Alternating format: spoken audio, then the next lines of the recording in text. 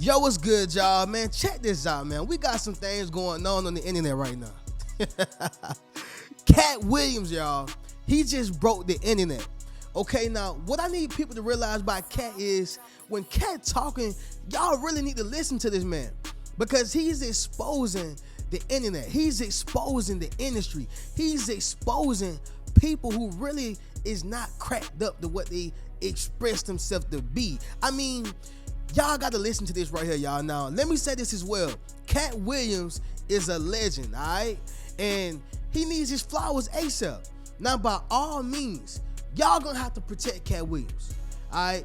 Y'all gonna have to protect Katt Williams because the things that he laid out on this is crazy, okay? Now, my man going at Steve Harvey. He going at Ricky Smiley, Cedric the Entertainer, okay? And Kevin Hart, y'all. And plus more. It's a lot of things that people hold back in the industry. It's a lot of things that people don't really want to talk about.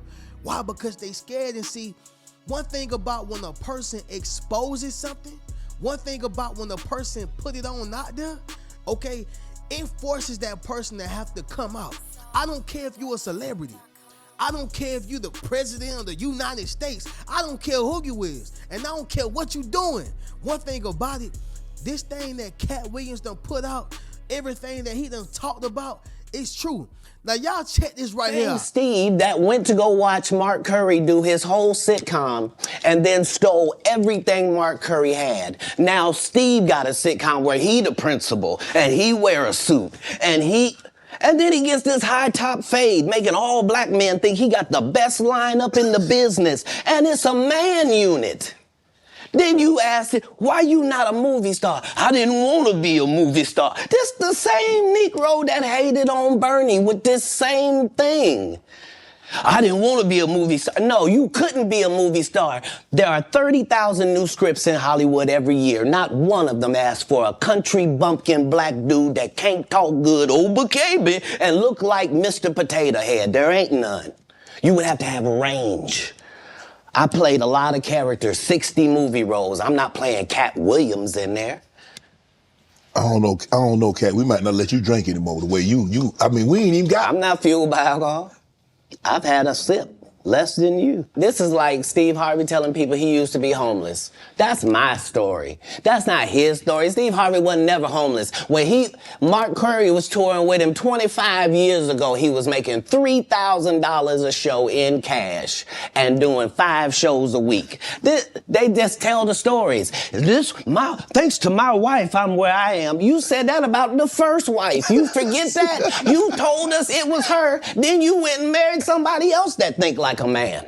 Like, what are you talking about? They think they can rewrite history. Guy Torrey did a beautiful special about the Comedy Store and Fat Tuesday where he said that Steve and Cedric and Kevin Hart and Tiffany Haddish came through there and made... All lies. Steve and Cedric never performed at the Comedy Store at all. Tiffany was only seen at the Laugh Factory. In 15 years in Hollywood, no one in Hollywood has a memory of going to a sold-out Kevin Hart show. They pay you to not talk about things they don't want you to talk about. They tell you that themselves. I can't do that because Steve told you that he stopped doing stand-up because he had 7 TV shows. The only problem is when he stopped stand-up, he didn't have those 7 TV shows. He stopped stand-up because he got in a comedy battle called the Championship of Stand-Up Comedy with one Katt Williams in Detroit in front of 10,000 people and lost because Katt Williams said he was actually bald and that was a wig. And I went in, and that's why he couldn't do stand-up anymore. Imagine him coming to tell you another story where he got so big and it was Bernie and them's fault because they wanted to be movie stars. What? You called Ocean 11 to get that nigga's part. What do you mean you didn't want to be a movie star? So on the behalf of Bernie, I would have to say what I have to say. Have you ever been on tour with any of these guys? Every guy I mentioned to you is not funny out there in real life. So no. Faison's never done his own tour in 30 years. Steve Harvey don't do stand-up no more. Cedric doesn't write. I'm sorry, he doesn't write. Ricky Smiley has been playing the same old black woman forever. Like, you can't get a young fan base with that. Like, you gotta be doing karaoke around the country to make that work. Right. And he is. But I'm a stand-up comedian. This is my 19th 100-city tour. I'm not gonna have a conversation with these lazy bums that'll take a shortcut at any point. Yes, it's easier for you to juice than to get in the gym. But you don't get to bring that body in here talking crazy. Talk about how good you look. What? No, there's too many comics out there that are putting their life on the line to tell these jokes, man. Okay. They're all a group. Cedric, Steve, Ricky, they've been a group. Everybody knows that. They've been aligned. And there are these alliances in comedy. And if you stand against them, then they sometimes have a problem. But we don't let that change the content, because that's all you know me for, is that I'm quite likely to tell the whole truth and nothing but the truth, so help me God. You mean to tell me if Steve Harvey, your favorite comedian, you mean you've been waiting for him to do stand-up for 15 years now? I mean, Steve got a lot of other... DL's still out there. None of those irons matter to stand-up. Who cares that they wrote a placard for you to do Family Feud on? Like, you're successful because we're surprised you can talk for a living, and it's entertaining that you're gonna say some funny country things. But not a writer. Right. Not a writer. When you got into stand-up, was crossing over, was doing TV, was doing movie, was that a part of it? You're like, okay, I'm doing stand-up. Okay, the next progression is TV, movies. Throughout the history of stand-up, sir. That's the goal for all of us. That's how it goes. That's why when you hear these dudes talking about, oh, I didn't want to be a movie star, you just know it's disingenuous. Like, what are you talking about, dude? Yeah, oh, no, I just wanted to do a game show. Right. What? Are you sure? Are you sure? Because I thought you did Mark Curry's show over after he had just done hanging with Mr. Cooper. Why would you do all of that man's stuff that he did on his show on yours, and then do the dude's stand-up when you go on the road? And then you never put Mark Curry on your show or nothing. Like, if you don't say anything, these dudes will run over you. I don't know if you know how bullies operate. But if you don't stand up for yourself, there really is nothing they won't do. Right. Like when, after Bernie left, them same three guys I'm telling you about, the Kings, yeah, right? Because DL is the greatest. Yeah. There's no DL slander gets tolerated. But they came to me. I was supposed to be the fourth king. I got the offer. Then what happened? But I turned it down. Why? Because you shit on Bernie. And I know the truth. You think I'm gonna let you shit on Bernie and then come get me? I'm the next king? Fuck you.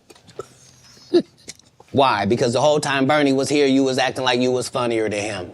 The reason you was supposed to go last is because it was your tour. Tell the truth. It was Steve's tour. Check this out, y'all. You know, everybody always say it's three sides to every story, all right?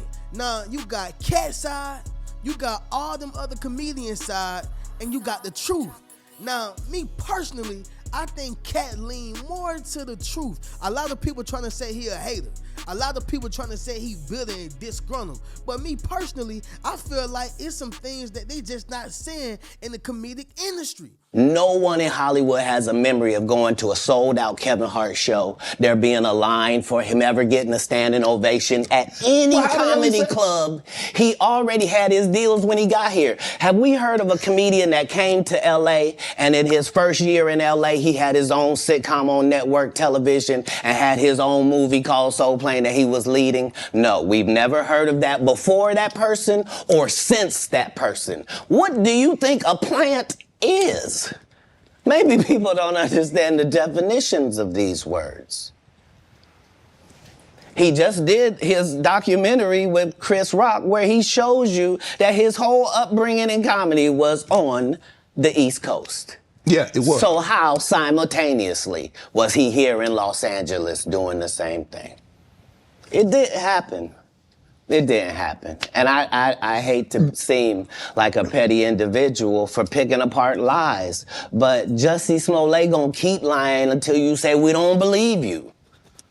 Like, it's important in the checks and balances of the universe that liars not get to make complete narratives for themselves. Are you not afraid about being blackballed again? These are some power people. What do you mean again? These people are not powerful. Satan can't create anything. That includes blessings for his people. That's why, do you know what the number one job of somebody that sold their soul in Hollywood is? What? Is to act like it didn't happen. They all do the same job. Why do you think Gary Owen can't cross over and he already white and been in comedy for 25 years? If what I say ain't the case. It's a cabal. It's a consortium. They rock with who they rock with and they don't with who they don't.